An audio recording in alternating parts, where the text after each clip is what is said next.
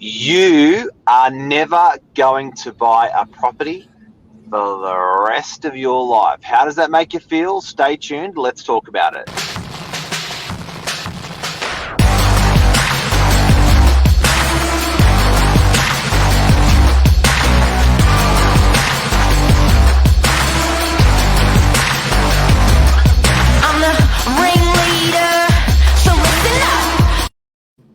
Good morning, everyone. Welcome to Morning Minutes. Myself, Michael Bergio, Mark Novak, episode 438. You're never going to buy a property.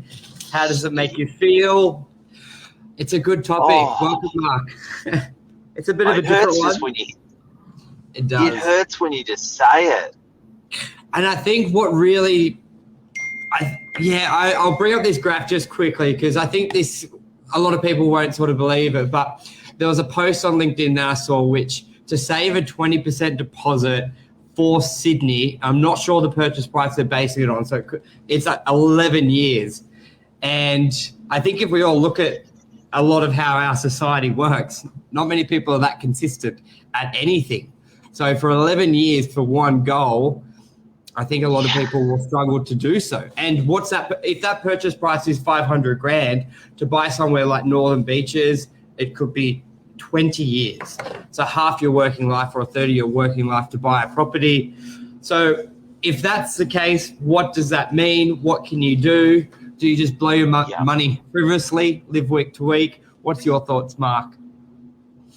You know, it's just one of those things where, you know, we get drowned with you should buy a property from the age of 16, 17, 18, 19, 20, 21, 22, 23, all the way up until you buy something. It's a little bit of one of those questions of when are you going to get married or when are you going to have your first child or when are you going to have your next child. It's it's an expectation of society that a lot of people have imposed on them, put on them, not necessarily right.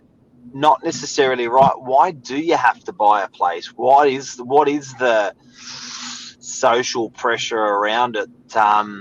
You know, I remember reading something on John Simons, who started Aussie Home Loans, sold it for a fortune to Commonwealth Bank. John never believed in sleeping on your money, so much so that he didn't have a principal place of residence, a home, until he was in his mid-50s, 60, I think he was. So he chose to rent. I think the problem. Yeah, so, you know, there's the old adage also that you're sleeping on your money, that a lot of people have a premium property or a really good property that they just sleep there, that, you know, they have their money sleeping, they don't have rent coming in on that investment. So it's a really interesting thing that we're forced to think. Yeah, and I sort of like to compare, say, to the US, where they're not, especially after we spoke about Simon Polito, they're not they're not like us where it's that property buying, capital growth, sleep on your money, long game. They've got a lot more of property's a lot more transactional, and I don't want to say more entrepreneurial, but I think they would, growing up, it was more let's create an idea, create a business, where our generation or Australia, we're like buy a home, sit on your, basically that's your way to create wealth. And in America, it's create a business, and two very different ones. So how can people make that mix? In Australia, I think maybe investing in shares is probably a big way where as long as you're using your money correctly, so instead of blowing it on weekends, you're buying shares, but you may not be buying property. Because at the end of the day, it's a strange concept because a lot of the time you're borrowing huge amounts of debt. So is it better off to get smaller gains in the share market where you're not paying interest and then capital gains over the long haul than property? Because if you borrow, I looked at it the other day, if you borrow $1 million, aren't you paying back double that over the 30-year term or close to? It's a lot of money.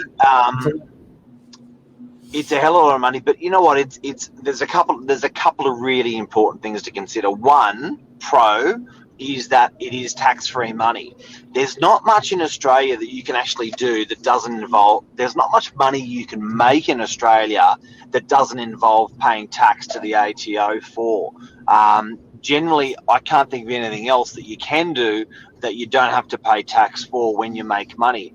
But property ownership is tax-free if you live there.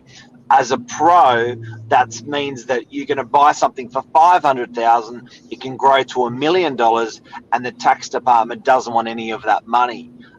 That's a pro. But to go back to what you said, Michael, I think as long as you're doing the right thing with your money, and yes, you're paying a lot of interest with property, but I think if you're investing your money on a sure thing, not a that's part of the goal with property, that there is an assurance that it's going to perform well. Sometimes a stock or a business, you can lose it all.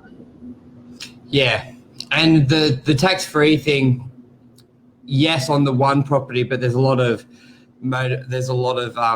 I wouldn't say, well, once you buy one, the pressure is then to buy 2, 3, and then you don't have that tax benefit. But I think we've got a very strong, we just, capital growth. A lot of other countries don't have capital growth like we do on property. And I'd love to learn more on the economic reasonings behind that on a lot deeper level rather than immigration and all that stuff. But that's what we've got behind us. And I think that's why we're a lot more, rather than start a business, buy into business, buy property. It's been proven since we did a post of property prices from 1971. Houses have gone from anywhere 26,000 to 2 million. So why wouldn't you just be jumping on the bandwagon, especially if nothing else changes? So I'd love to know what our audience thinks. Guys, if you've got any comments, this is a live show. Let us know what you think about the fact that you're never going to buy a property the rest of your life. That concept, it does go against the concept of what we're always spruiking, which is buy, get in. But there's definitely some merits in that. Now, another thing as well, we're not built to buy property. Joined in, that's off like 11 years to save for a 20% deposit. And I don't know the purchase value. It could be a lot higher if you want to buy Northern Beaches. So that sort of stems where some people won't be able to keep up the consistency for 11 years. Like that's, you get married, it's going to chip away your savings, wedding. I think we've got some comments there as well. But guys, another thing as well, we're not built to work and we're not built to buy property. We're built to live. So I think that there's definitely a certain sector of all people in the market that it's a beautiful thing just to, if you want to be an artist and you just want to paint, what the hell does property ownership got to do with that? Do you know what I mean? So there's this element of like, why are we so drummed in and focused to just like, oh mate, we just got to buy something, you just got to do the right thing, you just got to listen to what everyone's saying, just got to buy. Living and breathing and what life has to offer is not just about property ownership, and I accept it's our job and we love it. What's Admiral got to say? Then I think it was on the principal place of residence. Then you get people that move every 3 to 5 years, banking on capital growth on your principal place of residence. You know what I also think as well, the pressure to buy is because we have a society that works, and it's also an easier way for parents to know their children are disciplined, putting them into debt so they've got the responsibility. Like there's so many benefits to having that responsibility more than an investment side of things. Seed planting. Yeah. It's almost I think for a parent, like on the back of what you just said, Michael, it's like plant a seed for later, plant a tree for later, a seed that'll grow later, rather than just spending. And I think that's the government's philosophy as well. They want people to self-support themselves when they come into retirement, and property ownership allows them, and that's why the government's giving these tax incentives to do that. Something you remind me of before, Michael, on how spoilt we are on capital growth. We are definitely a country that makes an enormous amount, one of the highest amounts of property growth through our lifetime. To give you an idea, I remember I was in Alaska on a tour bus, and I think you've heard this one, Michael, and everyone was saying, hey, how's property prices doing here, to the tour guide that was on the mic? And the tour guide goes, this has been a great market in Alaska. She said, to give you an idea, I bought my house for $89,000. And I was like, oh, wow, that's pretty cool. And I'm thinking, $89,000. And she goes, now worth, she says something like $97,000. And everyone's like, wow, you've made like 10% in a 7-year period, whereas Sydney almost does double in that in a 10-year period. And I thought to myself, we're a lucky country. 100%. And just off Admal's comment, it would be interesting to know what percentage of borrowers put in a 20% deposit. I reckon the trend is now growing towards 5 to 10%. 100% agree, which will be interesting over 10 years. But I posted something a month ago, which it was basically the value of property was, say, 10 trillion, and the value of debt to property was like 1 trillion. It was something outrageous, because I've been seeing a huge trend of smaller deposits over the last couple of years, which can be unsettling, especially if it continues for another 20 years. That will definitely be very, I'm just trying to I might find it after the show and I'll tag you in Admal. But it was, basically, I reckon there's a few people on LinkedIn, like a Tom Hawley, Christian Stevens, Danny Doff.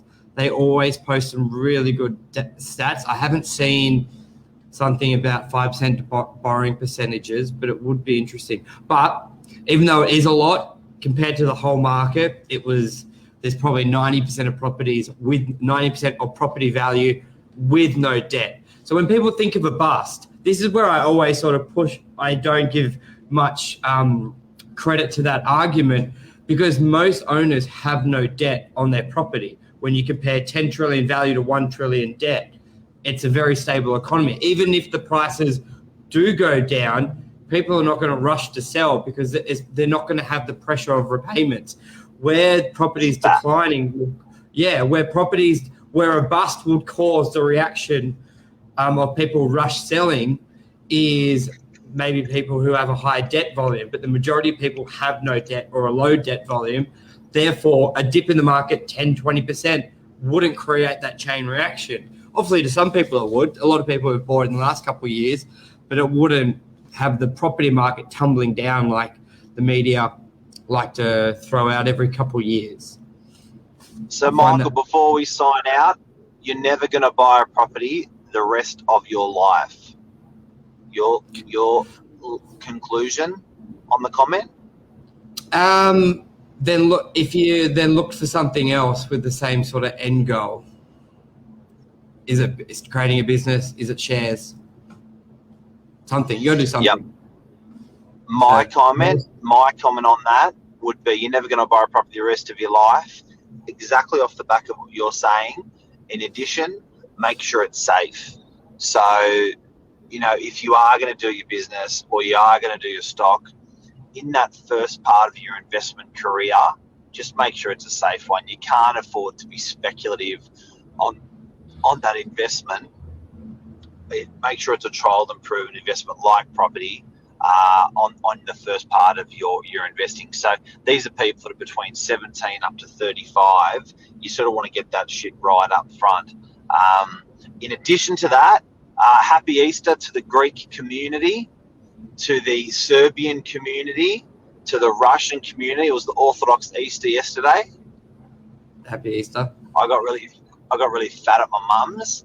In addition to that, congratulations to the people that bought a 1.9 acre property from us on Saturday night at auction. It was a very long negotiation, went into the night, and 4.8 bought them a beautiful house. If you're interested in having a look, 7 Morgan was the property that we sold on the Northern Beaches, really close to the beaches, really close to the city. Like 10 minutes to the beach, 25 minutes to the city, and a beautiful setting. It feels like you're in the country. That sold. And out of interest, Michael, you asked the question this morning, so other people must be interested. The people came from the Queenscliff house to have a bit of a farm life on the Northern Beaches.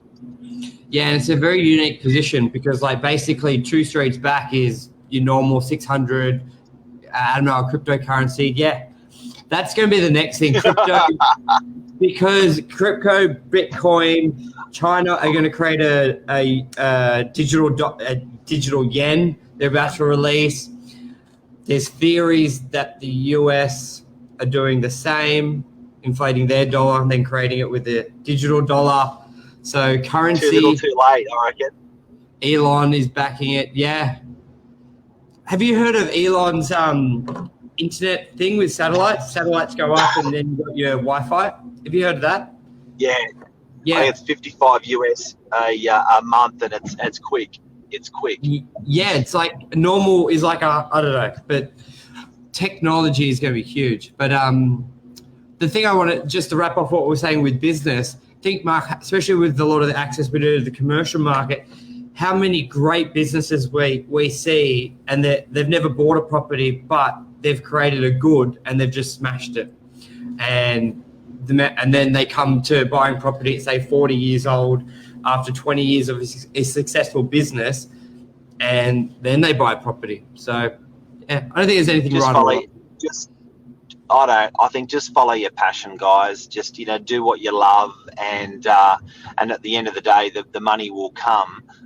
But at the end, but also just don't be silly. If you can be paying money to yourself instead of a landlord, and it's not a particularly hard move to do, then do that as well. So yeah. Alrighty, that's a wrap.